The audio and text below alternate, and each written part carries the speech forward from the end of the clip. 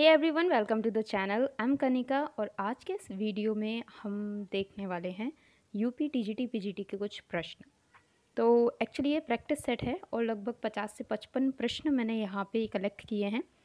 और इससे क्या होगा कि आपकी प्रैक्टिस भी होगी, आपको नए जो प्रश्न हैं मिलेंगे। आपके टॉपिक्स में से अगर कोई भी आपको फैक्ट मिसिंग है तो आप उससे कंप्लीट कर सकते हो।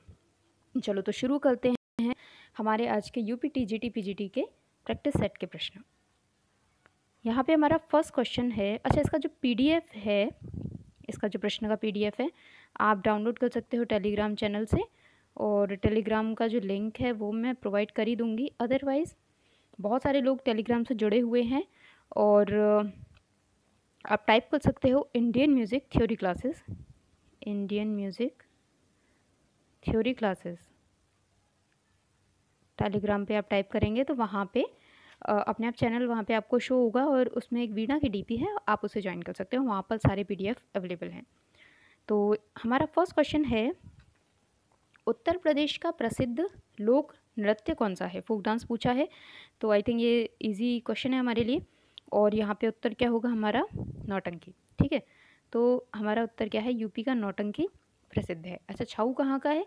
छऊ देखो 3 प्रकार के होते हैं। एक तो पुरुलिया छऊ है ना, एक मयूरभंज है, पुरुलिया है, मयूरभंज है, और एक और छऊ का है, शायद इस वक्त मुझे याद नहीं आ रहा है।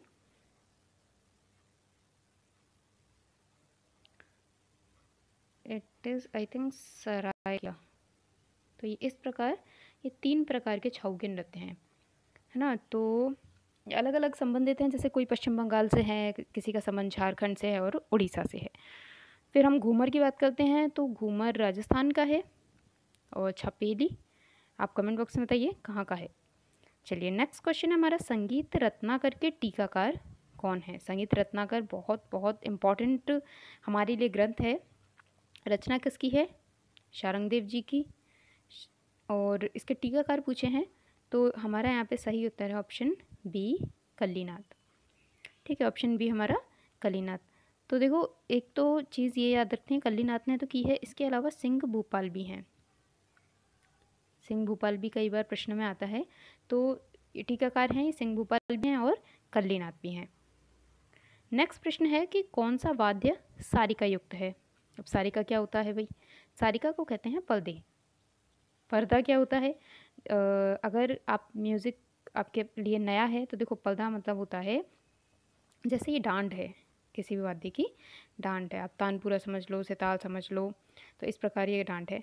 इसमें इस प्रकार से धातु के यहाँ ये सारिका लगी होती हैं। सारिका से मतलब ऐसे एक चंद्राकार सा होता है पार्ट, वो ऐसे लगा होता है, और जो तार होते हैं वो इस पर से गुजरते हैं। तो इससे क्या होता है कि जो भी व्यक्ति वादन करता है उसे वादन करने में फिर कठिनाई नहीं होती। तो जैसे ये जो यहाँ पूछा है कि कौन सा वाद्य सारिका युक्त है, यानी किसमें पर्दे हैं। अब देखो, हम अगर बात करते हैं सुरमंडल की, उसमें पर्दे नहीं होते, तानपुरा में पर्दे नहीं होते, वायलिन में भी पर्दे नहीं होते, सितार में होते हैं। तो सितार हमारा यहाँ पे सही उत्तर हो जाएगा, ऑप्शन ए सितार। नेक्स्ट प्रश्न है, तिहाई कितने प्रकार की है?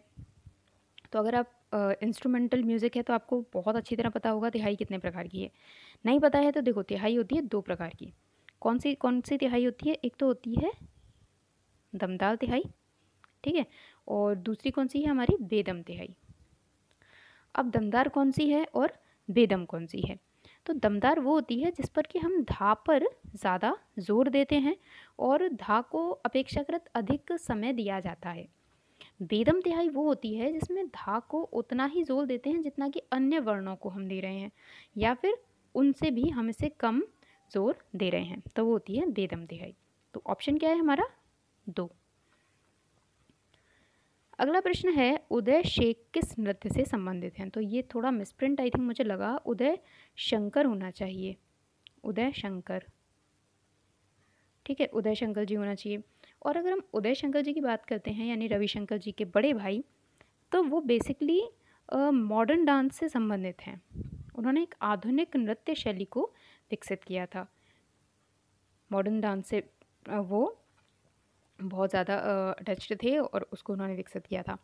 तो लेकिन जो बुक है मेरे पास उसमें जो राइट आंसर दिया है वो दिया है कथक, ठीक है, कथक। लेकिन जहाँ तक मुझे लगता है तो वो मणिपुरी होना चाहिए, क्योंकि रविन्द्रनाथ टैगोर जी से ये जो रविन्द्रनाथ टैगोर जी ने मणिपुरी नृत्य को बहुत ज़्यादा प्रोत्साहन दिया था। और उदय शंकर जी जो थे ये लगभग सभी जो डांस फॉर्म्स थी उनसे संबंधित थे। एक पर्टिकुलर डांस फॉर्म से ये किससे संबंधित थे मुझे ऐसा कहीं पर भी कोई फैक्ट नहीं मिला है। तो इस प्रश्न का उत्तर बुक में कथक दिया हुआ है। नेक्स्ट प्रश्न है हमारा, तिटकत किस ताल का बोल समूह है? तिटकत तो दादरा कौन सी ताल है? अब देखो, जब तक आपको कि तालों के बोल याद नहीं होंगे आप नहीं पहचान सकते। तो दादरा कौन सी है? धा धी ना, धा धी ना, धा ती ना। तो इसमें तो तिटकत आ ही नहीं रहा है, तो ये हमारा गलत हो गया। फिर हम लेते हैं सूलताल।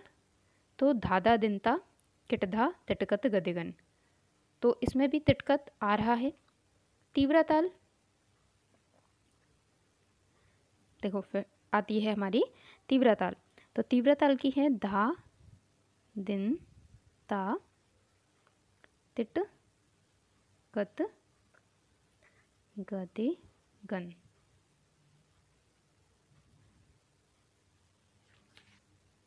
और जो ब्रह्म ताल है वो 28 मात्रा की ताल है, इसमें कहीं भी तिटकत का प्रयोग नहीं होता। तो हमारे पास दो ऑप्शन है, सूल ताल भी है और तीव्रा भी है। तो इस प्रश्न पत्र के अनुसार तो हमारी ताल सही है तीव्रा, क्योंकि तिटकत सूल में भी आता है और तीव्रा में भी आता है। तो जहाँ तक है दोनों ही इसका ऑप्शन हो सकते हैं। फिर आता है तीन ताल किस जाति के अंतर्गत आती है? तो तीन ताल किस जाति के अंतर्गत आएगी? देखो चतस्त्र के अंतर्गत आएगी डेफिनेटली, क्योंकि चतस्त्र में क्या होता है, 4 मात्रा का लघु होता है। हमारी तीन ताल में क्या है, 4-4 मात्रा के ही तो विभाग हैं। धा धा माफ़ कीजिएगा, धा दिन दिन दा है ना। तो इस प्रकार से ये चतस्त्र जाति की हो जाएगी। फिर आता है नाद की विशेषताएं कौन सी हैं? नाद की विशेषताएं आप बताइए। इस नाद के लिए मैंने एक अलग से वीडियो बनाया हुआ है और चाहें तो आप उसे देख सकते हैं। बहुत डिटेल में मैंने सारी विशेषताओं को वहाँ पे कवर किया है। हमारा जो उत्तर होगा वो है तारता, तीव्रता और गुण। क्या है? तारता, तीव्रता और गुण। अब अगला प्रश्न है, तारता को अंग्रेजी में किस नाम से पुकारते हैं? क्या क्वेश्चन बनाए जाते हैं। मतलब तारता को हम कहते हैं इंटेंसिटी, ठीक है, इंटेंसिटी। पिच क्या होती है? तीव्रता। और फ्रीक्वेंसी होती है आवृत्ति। और वेव्स तो तरंगें होती हैं जो इस प्रकार से चलती हैं, ठीक है। तो इंटेंसिटी हमारा यहाँ पे सही उत्तर हो जाएगा। मनुष्य कम से कम कितनी आवृत्तियों की ध्वनि को सुन सकता है? मनुष्य लगभग सुन सकता है 16 आवृत्तियों की ध्वनि। जैसे आवृत्ति क्या होती है? जैसे ऐसे बार बार आवृत्ति। जैसे ये एक तार है ना, आप इसे हिलाओगे तो ये पहले ऊपर जाएगा फिर नीचे जाएगा, फिर ऊपर जाएगा फिर नीचे जाएगा, फिर ऊपर जाएगा फिर नीचे जाएगा। तो ऐसे ये ऐसे ऐसे हिलता रहेगा।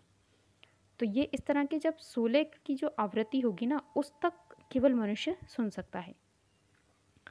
11 क्वेश्चन है, महर्षि भरत ने कितनी श्रुतियों का वर्णन किया है? तो भरत ने किया है 22 श्रुतियों का वर्णन, ठीक है, 22 श्रुतियाँ बताई गई हैं। नेक्स्ट क्वेश्चन है कि धैवत स्वर की कितनी श्रुतियाँ मानी गई हैं? धैवत स्वर की ऑप्शन है हमारा राइट 3। अब देखो 3 कैसे हैं। देखो आपने श्लोक पढ़ा होगा, चतुश्चतुश्चतुश्चैव। पूरा श्लोक तो मैं नहीं लिखूंगी यहाँ पे। चतुश्चतुश्चतुश्चैव षडज मध्यम पंचमा, यानी सा मा पा की कितनी श्रुतियाँ हैं? सा मा और पा की कितनी है? 4-4, ठीक है। द्वैद्वय निषाद गांधारो, द्वैद्वय निषाद गांधारो, निषाद और गंधार की कितनी है? 2-2, ठीक है। और तिस्त्रौ ऋषभ धैवतौ, यानी रेधा की कितनी है? 3-3। तो अगर आप श्लोक याद कर लेते हो तो आपको बहुत इजीली ये श्रुतियाँ याद हो सकती हैं। तो हमारा यहाँ पे दैवत का पूछा है तो राइट आंसर हो जाएगा हमारा 3। नेक्स्ट है भाव और रसोत्पादक के क्षेत्र में श्रुतियों को कितने वर्गों में बांटा गया है। तो टोटल तो कितनी है 22 श्रुतियाँ और इन्हें बांटा कितने में है 5 में। 5 कौन कौन सी हैं? दीप्ता, आयता, ठीक है, दीप्ता, आयता, करुणा, मृदु और मध्या। इस प्रकार 5 भागों में इन्हें बांटा गया है। अब देखो गाइज, ये जो 5 भाग है ना, ये अलग अलग रस का प्रतिनिधित्व करते हैं। जैसे किसी से श्रृंगार है तो किसी से करुण है, जैसे करुणा है तो करुण रस है ना। मृदु है आपका कोई वीर रस का प्रतिपादन करता है। तो इस प्रकार से अलग अलग इनको भागों में बांटा गया है। महर्षि भरत ने कितने शुद्ध स्वर माने हैं? भरत ने माने हैं 7 शुद्ध और 2 विकृत। 7 शुद्ध 2 विकृत। प्राचीन काल में एक स्वर से गायन को क्या कहते थे? आलचिक, ठीक है, आलचिक, सामिक और गाथा, ये 3 होते थे। तो आलचिक 1 स्वर से, सामिक 2 और गाथिक 3 स्वर से गायन होता था। ऑप्शन है हमारा ए, आलचिक। सुनहरी रंग किस स्वर का द्योतक है? देखो स्वरों के जो रंग हैं वो डिसाइडेड हैं। जैसे सफ़ेद रंग है आपका, कुंद के समान रंग है, काला रंग है, इस प्रकार से सुनहरी रंग जो है वो गंधार का प्रतिनिधित्व करता है। सही उत्तर है आपका ए। षडज पंचम का आपसी गुणांतर क्या है? षडज पंचम का आपसी गुणांतर क्या है? तो जहाँ तक इसका जो सही उत्तर है वो होना चाहिए 2:3। कैसे? देखो, ये तो है षडज की आंदोलन संख्या, ये है पंचम की। अगर आप इसे भाग देते हो तो जब आप भाग दोगे ना तो इसका काट के आएगा 2:3, 2/3 ही आएगा। ठीक है, तो यहाँ पे तो ऐसा कोई ऑप्शन नहीं दिया है, लेकिन जो बुक है इसमें आंसर दिया है 4/3। तो ये तो मुझे नहीं सही लगा, तो इसलिए आप 2:3 याद कर सकते हैं। भारतीय संगीत के मूलभूत स्वरों को क्या कहा जाता है? कहते हैं हम षडज। ग्राम शब्द पर सबसे पहले किसने व्याख्या की थी? तो ग्राम शब्द पर सबसे पहले मतंग का वर्णन मिलता है। मतंग की रचना कौन सी है? बृहद्देशी, बहुत फेमस रचना है बृहद्देशी, कई बार आपको प्रश्न में मिलाने के लिए भी आता है। षडज ग्राम में ऋषभ की कितनी श्रुतियाँ थीं? तो षडज ग्राम में ऋषभ की थीं 3 श्रुतियाँ। 20 का जो है वो ऑप्शन है आपका सी। कितनी श्रुतियाँ थी? 3। मूर्छनाएँ कितनी मानी गई हैं? तो मूर्छनाएँ हम बहुत बार पढ़ चुके हैं, और मूर्छनाएँ इसका सही उत्तर क्या होगा? ऑप्शन ए, 21 का ए। अच्छा, कौन कौन सी हैं ये आप कमेंट बॉक्स में बताइए। नेक्स्ट है श्रृंगार रस का स्थायी भाव क्या है? स्थायी भाव क्या होता है, पहले हमें ये जानना है। देखो, स्थायी भाव वो होता है जो एक मुख्य उसका भाव चल रहा है। देखो, व्यभिचारी भाव हम उन्हें कहते हैं जो आते जाते रहते हैं, कभी कुछ कभी कुछ कभी कुछ, लेकिन स्थायी भाव एक लंबे समय तक चलेगा। ठीक है, जैसे श्रृंगार रस का स्थायी भाव क्या होगा? रति, है ना। अगर हम बात करते हैं करुण रस की तो उसका स्थायी भाव होगा शोक। इस प्रकार से जो रस होते हैं उनके स्थायी भाव निर्धारित किए जाते हैं। प्रबंध गायन किसका प्रकार है? 23 प्रबंध गायन है निबद्ध गान का। अब निबद्ध क्यों है? निबद्ध क्योंकि ये नियमों में बंधा होता था, इसलिए निबद्ध गान का प्रकार है। अब है प्राचीन प्रबंधों के कितने अंग माने गए थे? प्राचीन प्रबंधों के कितने अंग माने गए थे? तो इसके हैं टोटल 6 अंग। 6 कौन से हैं? हालांकि प्रबंध के ऊपर मैं बहुत बार आपको बता चुकी हूँ। स्वर विरुद्ध तेनक, स्वर विरुद्ध तेनक, पद, पाठ और ताल। तो ये 6 अंग हैं, और प्रबंध के ऊपर एक अलग से मैंने वीडियो भी बनाया हुआ है, आप चाहो तो उसे देख सकते हो। ठीक है, ये तो इसके 6 अंग हैं। और अगर हम बात करते हैं प्रबंध की धातु की, प्रबंध की धातु, तो धातु कितनी है? 4, और वो कौन सी हैं? उद्ग्राह, मिलापक, ध्रुव और आभोग। उद्ग्राह, मिलापक, ध्रुव और आभोग। तो इनके बारे में अगर आपको डिटेल में समझना है तो आप प्रबंध की एक अलग से वीडियो है, आप उसे जाके देख सकते हो। फिर है शारंगदेव की शुद्धा गीति से किस गायन शैली का जन्म हुआ? तो शारंगदेव की जो शुद्धा थी ये गीति, इससे ध्रुपद का जन्म माना जाता है। ध्रुपद गायकी में किसका प्रयोग होता है? तो मुर्कियों का, खटका का, कण का नहीं होता, गमक का प्रयोग होता है। ध्रुपद गंभीर गायकी है, पुरुष प्रधान गायकी है, गमक का विशेषकर प्रयोग होता है। तो हमारा ऑप्शन है बी। खंडार वाणी के समर्थक या प्रवर्तक जिसे उन्होंने प्रचलित किया वो कौन माने गए हैं? राजा समोखन सिंह। ये मिसप्रिंट है, यहाँ पे होगा राजा समोखन सिंह। अच्छा, तानसेन जी किस वाणी से संबंधित हैं ये आप बताइए। तानसेन जी किस वाणी से संबंधित हैं? जैसे 4 वाणियाँ हैं ध्रुपद की, खंडार, नौहार, डागर, गोबरहार। अब आपको बताना है तानसेन किससे संबंधित हैं। ध्रुपद धमार गायकी को प्राचीन समय की किस गीति से उत्पन्न माना गया है?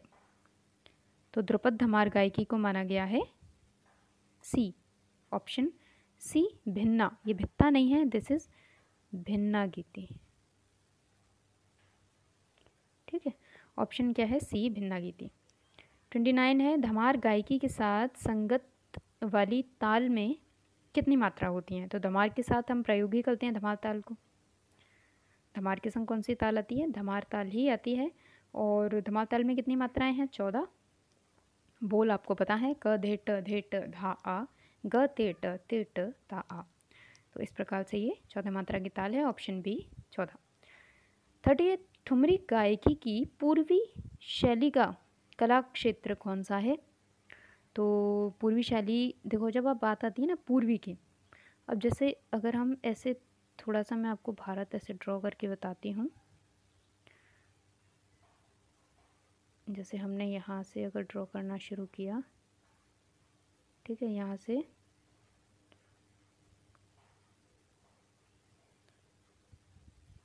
ऐसे है, तो ये जो है ना, हम ऐसे 4 भागों में ऐसे बांटते हैं। तो ये तो हो जाएगा ईस्ट, पूर्वी, ये वेस्ट, ये नॉर्थ और नीचे का साउथ। तो ये जो इलाका है ये पूरा, ये यहाँ पे आपको यहाँ मिलेगा लगभग बनारस।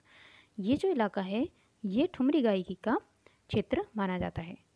तो पूर्वी शैली अगर आती है तो आप बिना मतलब सोचे समझे आप डायरेक्ट बनारस आप लगा सकते हो आंसर, वाराणसी या बनारस आप आंसर लगा सकते हो। तो ऑप्शन हमारा हो जाएगा बी। फिर टप्पा गायकी के साथ बजने वाली ताल कौन सी है? ऑप्शन है आपका सी, अद्धा ताल। अच्छा देखो, जो टप्पा गायकी है एक तो वो बहुत चंचल प्रकृति की मानी जाती है। इसमें मुर्कियाँ, आपके खटके, है ना, मुर्कियों का प्रयोग बहुत होता है। और टप्पा जो गायकी है उसको गाने के लिए आपको गले की बेहद बेहद तैयारी चाहिए, बेहद रियाज चाहिए और गला बहुत लचीला होना चाहिए। तो कहा जाता है कि ऊँट जो चालक थे ना, जो ऊँटों को ले जाते थे, उन्होंने टप्पा गायकी की शुरुआत की। ठुमरी का प्रचलन किसने किया? ठुमरी ये थे नवाब वाजिद अली शाह। कहाँ के थे? अवध के। बाद में ये लखनऊ शिफ्ट हो गए थे क्योंकि अवध जो था वो अंग्रेज़ों ने उस पर कुशासन के आधार पे कब्जा कर लिया था। 33 हमारा क्वेश्चन है कि साधारण गीति के लक्षण हमें किस में मिलते हैं? 33 ख्याल में हमें साधारण गीति के लक्षण मिलते हैं, ऑप्शन सी। गज़ल की उत्पत्ति कहाँ से हुई?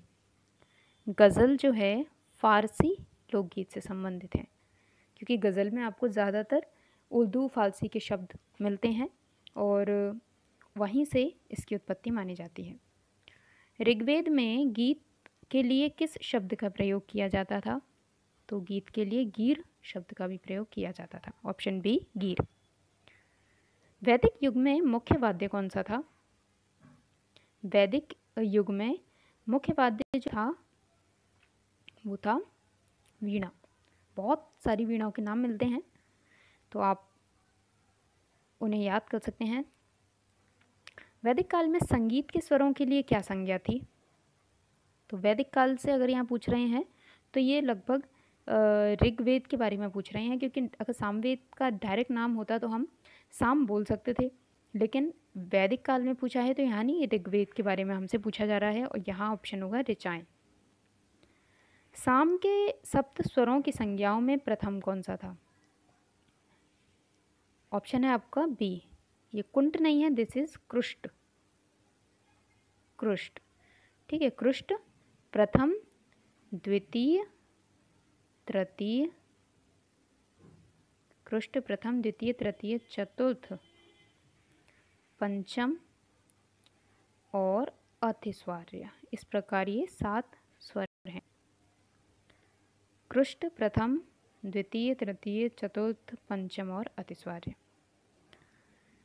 पंडित शारंगदेव ने अपने समय के रागों को कितने वर्गों में बांटा है? उन्होंने बांटा है 10 वर्गों में। 10 वर्ग कौन से हैं? डिटेल में चर्चा करेंगे बाद में।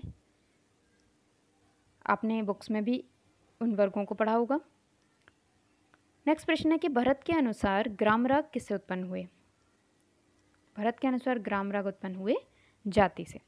40 का आंसर हमारा सी, जाति। मतंग ने भाषा के अंतर्गत कितने राग माने हैं? तो मतंग ने भाषा के अंतर्गत माने हैं 16। जैसे देखो, भाषा है, भाषा, विभाषा, अंतर्भाषा, है ना, इस प्रकार से अलग अलग इन्होंने संख्या में, अंतर्भाषा, इस प्रकार अलग अलग राग इनके अंडर रखे हैं।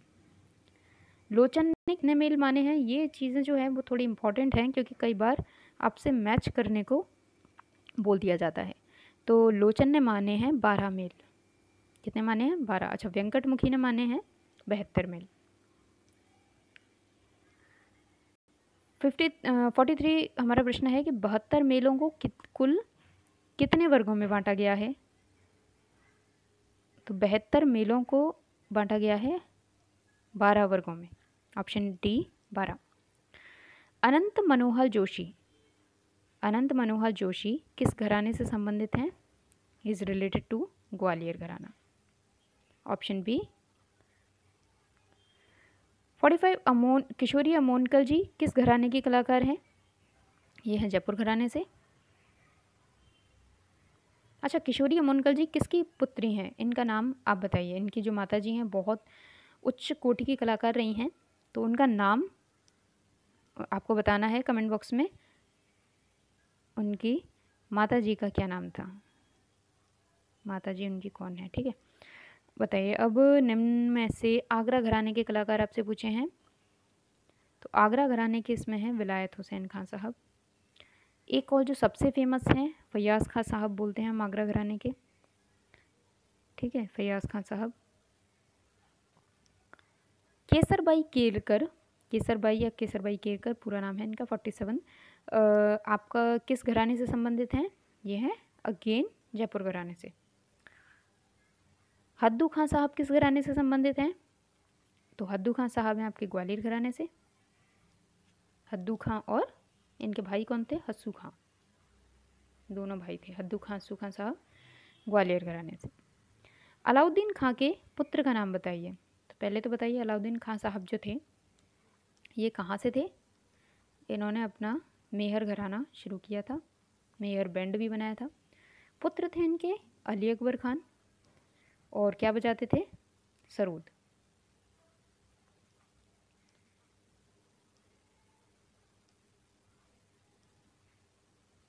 अगला प्रश्न है, उस्ताद अल्लाह रखा खां साहब के गुरु का नाम आपको बताना है। अल्लाह रखा खां साहब को बॉलीवुड में ये ए.आर. कुरैशी के नाम से म्यूज़िक देते थे, ए.आर. कुरैशी। अच्छा, अल्लाह रखा खां साहब के पुत्र कौन हैं? जाकिर हुसैन, जाकिर हुसैन साहब, ठीक है, जाकिर हुसैन साहब। इनके जो गुरु हैं वो कौन है? इनके गुरु का नाम है कादिर बख्श। ऑप्शन ए, कादिर बख्श। श्रृंग वाद्य किस श्रेणी का वाद्य है? तो शृंग जो है वो सुशिर श्रेणी का वाद्य है, यानी फूंक मार के बजाने वाले जो वाद्य हैं उनकी श्रेणी में आता है। नेक्स्ट क्वेश्चन है, महती वीणा का आविष्कारक कौन माना गया है? तो महती वीणा के दत्तिल माने गए हैं। ये इम्पॉर्टेंट है, आप इसे अलग से लिख के याद कर सकते हो एक जगह, जैसे किस किस वीणा का आविष्कार किसने किया। किन्नरी वीणा है, विपंची वीणा है, अभिघोषका है, कच्छपी है। तो इस प्रकार आप उन्हें ऐसे अलग से लिख के याद कर सकते हो। तो आंसर है इसका दत्तिल। नेक्स्ट हमारा प्रश्न है, मृदंग का सर्वप्रथम उल्लेख किस ग्रंथ में मिलता है? तो मृदंग का जो सर्वप्रथम उल्लेख मिलता है वो मिलता है रामायण में। रामायण किसकी रचना है? वाल्मीकि की। वाल्मीकि जी की रचना है रामायण। तो मृदंग का उल्लेख मिलता है हमें सबसे पहले रामायण में, ऑप्शन डी। झांझ, मजीरा इत्यादि वाद्यों को वैदिक काल में क्या कहा जाता था? झांझ मजीरे को कहते थे अघाती। क्या कहते थे? अघाती। नेक्स्ट प्रश्न है, सुरबीन वाद्य को अन्य किस नाम से जाना जाता है? तो सुरबीन को, ये गादुर वाद्यम नहीं है, इट इज़ गेटु वाद्यम। गेटु वाद्यम, ठीक है। तो इनको जानते हैं गेटु वाद्यम के नाम से। तो गाइस ये थे हमारे 55 क्वेश्चंस।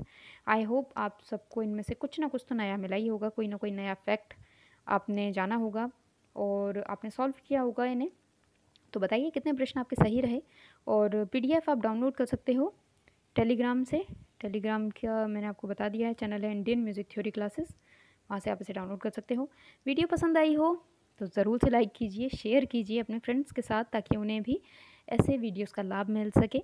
और अगर चैनल पर आप नए हो, पहली बार ये वीडियो देख रहे हो, तो ऐसी बहुत सारी वीडियोज़ हैं मेरे चैनल पर जो म्यूज़िक से रिलेटेड हैं। आप net JRF KVS TGT PGT जिसकी भी तैयारी कर रहे हैं, सभी के लिए बहुत इंपॉर्टेंट है। तो ज्वाइन कीजिए चैनल को, सब्सक्राइब कीजिए, बेल आइकन को प्रेस करना मत भूलिए। Thank you so much for watching my video. All the best.